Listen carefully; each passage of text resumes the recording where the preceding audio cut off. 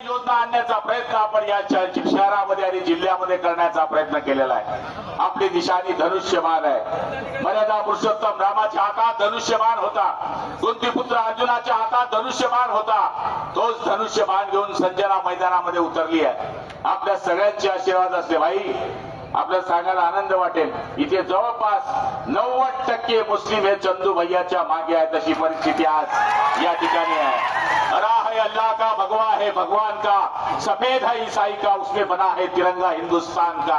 आणि त्याच पद्धतीनं येणाऱ्या काळामध्ये येणाऱ्या 2 तारखेला धनुष्यबाण याच्या बटनावर बटन दाबून प्रचंड मतांनी विजय करा। आता पार्ट्या चालतील, काय काय नाही चालणार, खा त्यांचं बटन पण दाबला आपलं बटन, हीच विनंती करण्यासाठी मी आलोय।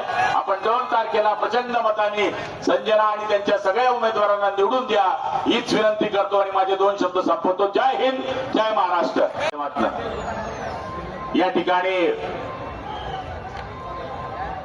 मुक्ताईनगर तालुका असेल किंवा मुक्ताईनगर शहर असेल, याच्यामध्ये आमदार चंद्रकांत पाटलांनी केलेली कामं आणि ती कामं करत असताना त्यांनी या शहराचा केलेला विकास, छोटस उदाहरण दिलं साहेब तर आपण इथे दिलेले शिवाजी महाराजांच्या पुतळ्याकरता दिलेले पैसे, महाराष्ट्रामध्ये एवढा सुंदर प्रतिकृतीचा पुतळा मला तरी असं वाटतं की मुक्ताईनगर शिवाय कुठल्या शहरामध्ये बसला नसेल।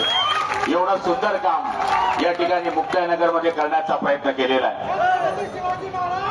लाडक्या बहिणींचा लाडका भाऊ आज या मुक्ताईनगर मध्ये आलेला आहे। ज्या माणसानं महिलांच्या सक्षमीकरणाकरता या देशामध्ये आणि राज्यामध्ये एक क्रांती घडवली आणि त्याच्याच आधारावर बिहार सुद्धा निवडणूक समोरची पार्टी जिंकून आली। याचं कारण मूळ की या ठिकाणी आपलं पॅटर्न हे महाराष्ट्राचं पॅटर्न बिहारमध्ये सुद्धा वापरलं गेलं।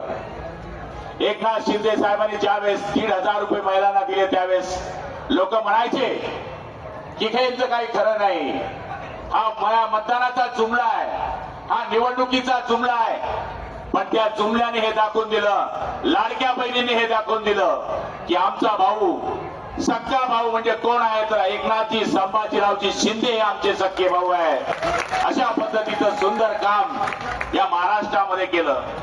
मुलींचं शिक्षण मोफत करण्याचं काम केलं, महिलांना अर्ध तिकीट देण्याचं काम केलं, 1 रुपयामध्ये पीक विमा देण्याचं काम केलं, कोतवालाचा पगार वाढवला, पोलीस वाटेलाचा पगार वाढवला, ग्राम रोजगाराचा पगार वाढवला, आशा पगार वाढवला, गटप्रवर्तकाचा पगार वाढवला, सेविकेचा पगार वाढवला। किती निर्णय मी आपल्याला सांगू की महाराष्ट्राच्या हिताचे आदरणीय शिंदे साहेबांनी या ठिकाणी घेतले।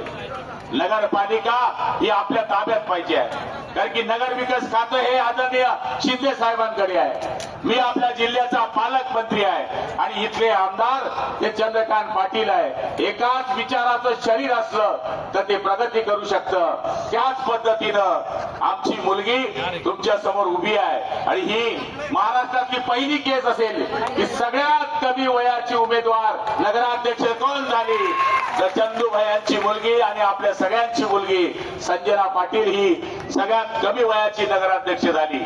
मला तरी असं वाटतं की या निवडणुकीच्या प्रचाराच्या सभेमध्ये चौपेरीला आम्ही रिपोर्ट घेतो आहे, केंद्रीय मंत्री आमच्या विरुद्ध या ठिकाणी आहे।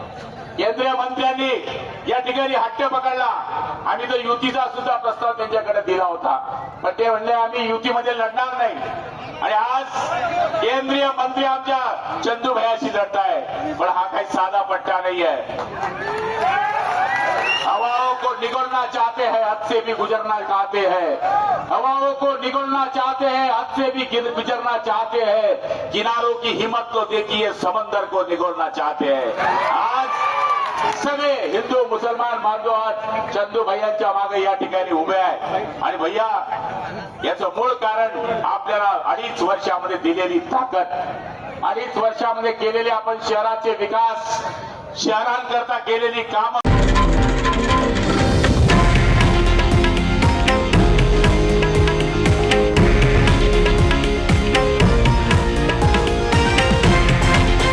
हे आहे देशातील नंबर 1 न्यूज नेटवर्क आणि आपण पाहत आहात TV9 मराठी, एकमेव।